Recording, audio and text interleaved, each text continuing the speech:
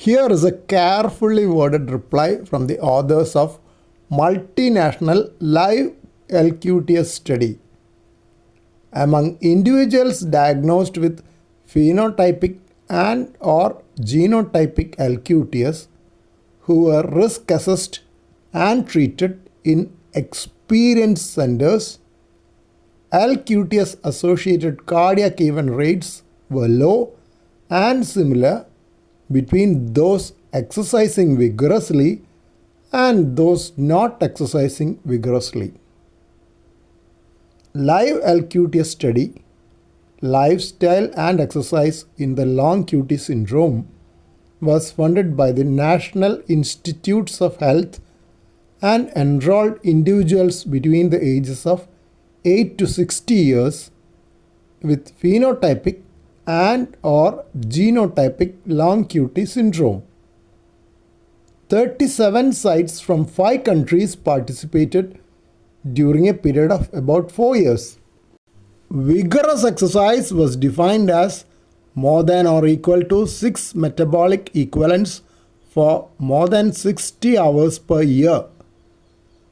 Physical activity and clinical events surveys every 6 months for 3 years with follow-up was completed in February 2022.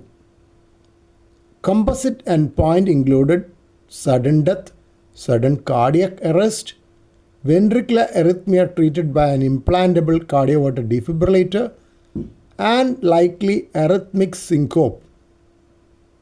Events were adjudicated by a blinded clinical events committee. Survival status of those with incomplete follow-up was ascertained by searching National Death Index. Of the 1,413 participants, 2/3 were females. 13% were below the age of 18 years and 35% between the ages of 18 and 25 years. Implantable defibrillators were there in 1/4 of the group. 90% were genotype positive and 49% had LQT1.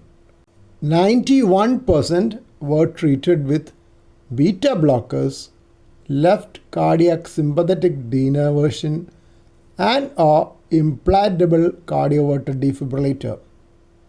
Interestingly, 52% participated in vigorous exercise, of which 55% were participating in competitive exercise.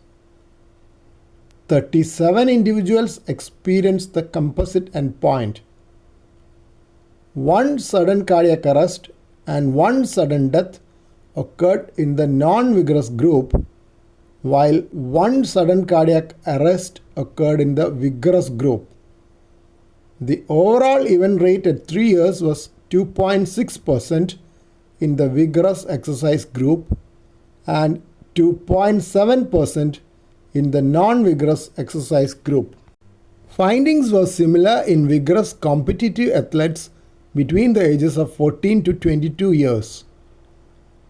Informed and shared decision-making discussions between patient and physician about exercise and participation in competitive sports is needed.